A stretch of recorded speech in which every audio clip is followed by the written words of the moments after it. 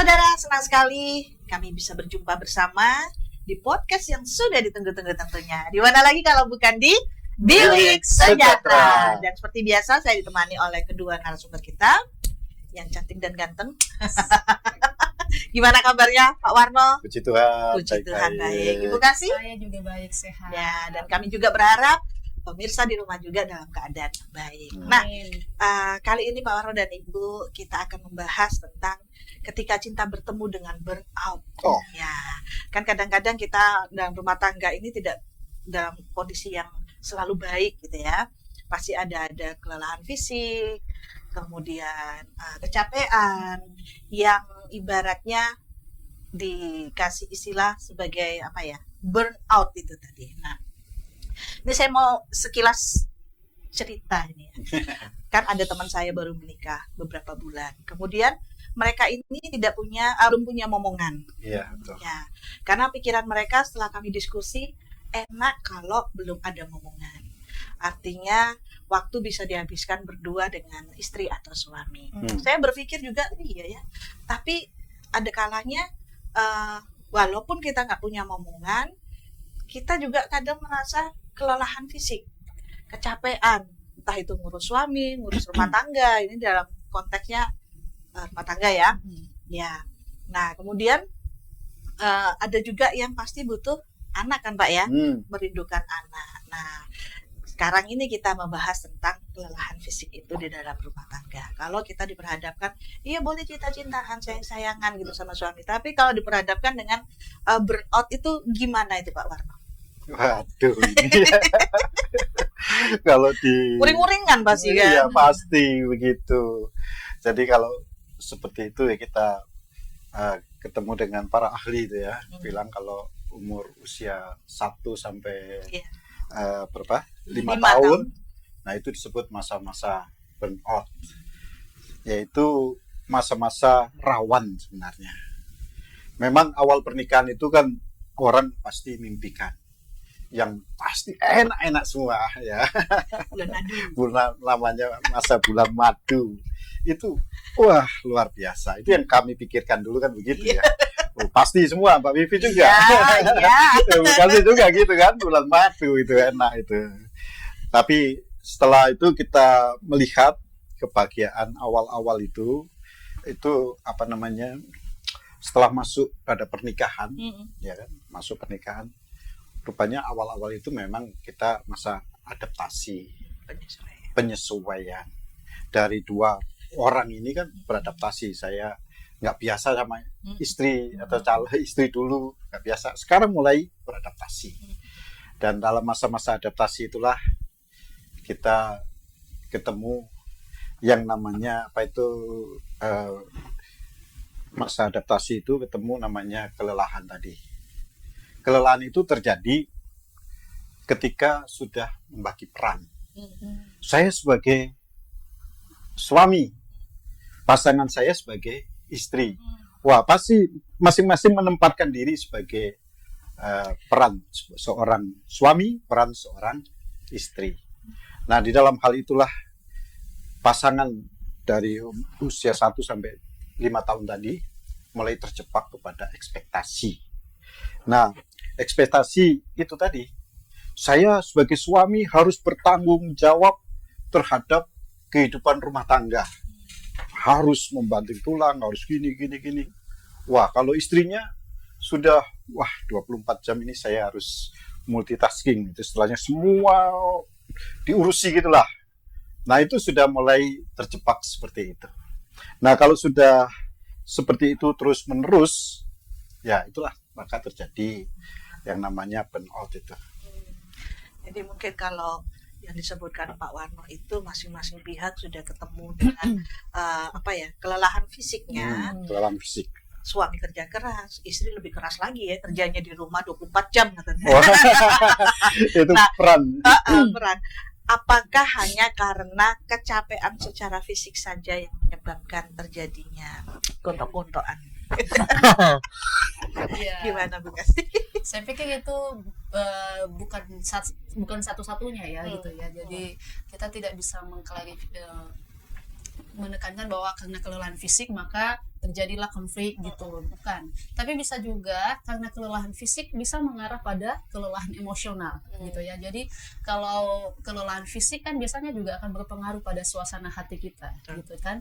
Bahkan ketika kita lagi kelelahan itu baik secara fisik maupun juga emosional kita, kadang kita nggak ngerti mau ngomong apa sih sama suami atau sama istri kita gitu ya. Jadi kalau kita bayangkan ya bahwa kadang-kadang pasangan itu hanya sekedar teman sekamar ya. Bukan teman hidup ya, jadi tidur bersama saja ya, jadi sekedar rutinitas saja ketika melakukan aktivitas hari-hari gitu ya. Jadi sesuatu yang bisa diomongkan secara romantis karena kelelahan fisik tadi atau burnout tadi dan disertai dengan kelelahan emosional, pada akhirnya itu menjadi sebuah rutinitas ya. Kayak contohnya misalnya kalau yang sudah punya anak gitu ya, Pak, Ma, nanti jemput anak kita ya. Ya udah gitu aja, tanpa ada basa-basi lagi yang lain. Jadi saya pikir kalau misalnya itu akan terus-menerus terjadi, burnout itu, maka akan berdampak juga pada hubungan kita. Bisa saja hubungan kita menjadi datar-datar saja dan kemudian ya rutinitas saja kita lakukan segala aktivitas kita di rumah. Ya, saya jadi ingat teman saya ini, karena mungkin ya dia mengalami burnout itu ya. Jadi sampai dia ini sumpek gitu ya. Dia keluar rumah nggak tahu tujuannya kemana. Pokoknya dia merasa dia benar-benar lelah. Apalagi memang masa-masa di mana dia habis melahirkan. Kemudian ada lagi anak yang masih kecil, sudah punya bayi gitu ya. Jadi dia merasa jenuh, merasa lelah karena mungkin semuanya dia kerjakan sendiri kali. Iya, betul. Karena kan suami merasa aku sudah kerja di luar, Iya, betul. itu tugasmu. Padahal bahaya juga ini, makanya kita angkat ini burnout ini. Gimana menurut Pak Warman? Ya. Apakah memang bisa sampai sebegitunya gitu? Waduh, pasti itu bisa. Kalau itu dijalankan terus menerus, maka suami kelelahan, istri kelelahan, maka apa yang terjadi? Minggat, Oh, pusing dia kan. pusing ya. Jadi dalam kelebihan seperti itu, memang akhirnya burnout terjadi. Nah, dimana kalau sudah terjadi burnout, itu sudah rumah tangga ini bawa kemana? Iya, makanya. Arahnya kemana? Apakah muter-muter kayak gitu aja? Nah, itulah akhirnya rumah tangga itu akan kehilangan arah di mana sebenarnya dulu sudah bermimpi yang indah-indah, ingin bangun rumah tangga, mau supaya rumah tangga itu harmonis. Ada masalah itu sepertinya sudah suntuk. Nah, dalam kondisi seperti itu, mungkin doa bersama sudah jarang gitu ya. Sudah karena lelah, ya sudahlah, doa sendiri-sendiri atau nggak usah doa.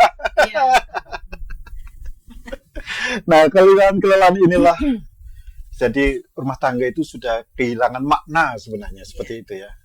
Nah, ini namanya burnout secara spiritual atau burnout spiritual. Jadi sudah ada kelelahan secara emosi, rumah tangga sudah kayak nggak ada maknanya. Itu sudah kelelahan secara spiritual, jadi begitu. Ya, memang bahaya ini Pak ya. Kalau ini diteruskan terus-menerus dan berkelanjutan, ini akan menimbulkan konflik tentunya. Iya, betul. Ya, tapi bagaimana caranya nih Bu Kasih supaya ini tidak berlanjut? Jadi kan bahaya. Iya, betul. Silakan. Iya, jadi ya burnout ini kan bukan karena kita sudah tidak cinta pada pasangan kita, ya. Bukan karena kita tidak sayang lagi, hanya karena memang kita sedang kelelahan gitu ya. Kita bayangkan saja kalau kita lagi lelah itu kan pasti rasa untuk melakukan sesuatu tuh rasanya sudah tidak ada semangat gitu kan. Jadi bukan karena rasa tidak cinta kepada kepada pasangan kita ya, hanya mungkin dalam tanda kutip keintiman itu mulai agak sedikit renggang gitu kan ya. Jadi fase yang paling menyesakkan itu ketika kita tidur seranjang dengan pasangan kita tapi terasa asing gitu ya. Bahaya itu. Itu sangat berbahaya ya. Jadi seperti orang asing yang ada di sebelah kita ya. Jadi bukan karena ada pihak ketiga gitu ya, antara satu dengan yang lain, bukan, tapi karena mungkin tidak ada quality time gitu kan, tidak ada quality time, dan kemudian sering memendam emosi gitu ya, sehingga pada akhirnya kita bisa katakanlah ngalah dalam arti profesional gitu kan. Jadi daripada menimbulkan konflik, ya udah ngalah aja wes gitu ya, atau biasa sering kita bilang sing waras ngalah gitu kan. Biasanya seperti itu ya.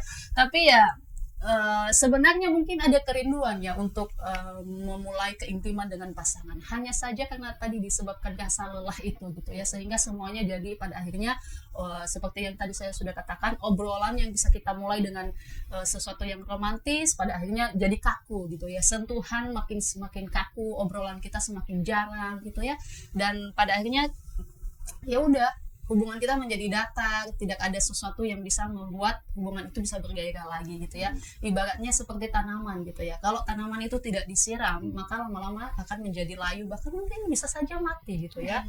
Nah, bisa juga terjadi pada pasangan, mungkin di awal dulu ya mungkin masih dekat, lama-lama bisa menjauh gitu ya, dan inilah yang harus segera kita tangani. Nah, dari pengalaman saya sebagai pernah menjadi mahasiswa teologi ya, kita ada waktu di mana kita bisa bersaat teduh, di mana kita bisa membangun hubungan kita kembali dengan Tuhan. Yang mungkin bisa ini dijadikan sebagai salah satu cara ya untuk kita bisa terbuka terhadap pasangan kita. Kalau misalnya kita bisa bersaat teduh dengan pasangan kita, dan saat teduh itu dilandasi dengan firman Tuhan, maka bisa saja kita bisa saling terbuka terhadap pasangan. Apa sih yang menjadi burnout kita di dalam hubungan kita ini? Ya, jadi hubungan kita bisa diperbaiki. Saya pikir itu sih. Keren ya, ada solusinya. Saya juga mau kasih tambahan solusi. Selain terbuka kepada suami, mana aku lelah mas, oke, keluar me time sana. Nah, itu kan itu salah satu solusi juga ya, memberikan waktu kepada pasangan untuk waktunya dia lah, dia mau ngapain kah, mau mancing kah, mau ke salon kah. Nah, ini menarik karena yang dibilang Bu Kasih tadi, selain ada solusi juga harus ada kita mengantisipasi supaya tidak terjadi sering-sering dan keterusan ini. Nah, kalau Pak Warno tadi bilang masa periode 1 tahun sampai 5 tahun itu kan warning ya, pasti terjadilah karena itu pencocokkan tadi ya. Nah, ini antisipasinya ini Pak Warno, bagaimana solusi yang mungkin bisa diambil supaya tidak berketerusan? Ya, tentu di sini yang penting sekali ya. Jadi jangan sampai karena sudah kelelahan kayak apa, wah sudah nggak ada cinta lagi. Kurang berdoa, kurang baca Alkitab, rumah tangga kita tidak ada bersyukur. Jangan sampai terjadi gitu ya. Nah, sinilah kita perlu belajar. Yaitu yang pertama, kita harus fokus pada keluarga itu. Langkah pertama itu harus belajar validasi dulu. Jadi validasi ini, itu kelelahan-kelelahan ini harus kita, kita validasikan dulu. Bahwa kelelahan ini ya, kamu lelah, aku lelah. Nah, dengan begitu, sama-sama lelah. Kemudian dari validasi ini sama-sama lelah, kita harus belajar, yaitu belajar untuk tidak menghakimi. Ya. Jangan sampai menyalahkan suami yang baru, istri yang baru, disalahkan. Jadi harus betul-betul merenung. Dan kita lihat di sini bahwa validasi ini kaitan dengan ini, bahwa ini bukan dosa, tapi ini adalah kelelahan secara fisik maupun emosional tadi. Nah, itu harus divalidasi. Kemudian yang kedua, harus belajar untuk menciptakan suasana yang tenang. Suasana tenang. Tapi di sini kaitan dengan suasana tenang itu nggak usah berlibur jauh-jauh. Harus jangan sampai mahal gitu ya. Bisa kita seperti quality time berduaan aja ya. Jadi berduaan kemana, merenung ya, itu kan jadi perlu tidak itu ngelamun. Tapi tidak ngelamun ya. Perlu quality time berdua, itu penting supaya ada ketenangan. Kemudian kita juga harus, biasanya kalau sudah gitu kita ingat firman Tuhan. Matius 11 ayat 28 itu, marilah kepadaku semua yang letih, lesu dan berbeban berat. Aku akan memberi kelegaan kepadamu. Ingat bahwa firman Tuhan itu juga mengatakan ada kelelahan-kelelahan yang kita alami sebagai manusia. Apalagi masa-masa usia 1 sampai 5 tahun tadi, itu ada masa-masa kelelahan. Kita harus belajar, ingat firman Tuhan. Ketika seperti itu, datang kepada Tuhan Yesus. Betul. Ya, memang siapapun kita bukan manusia super ya.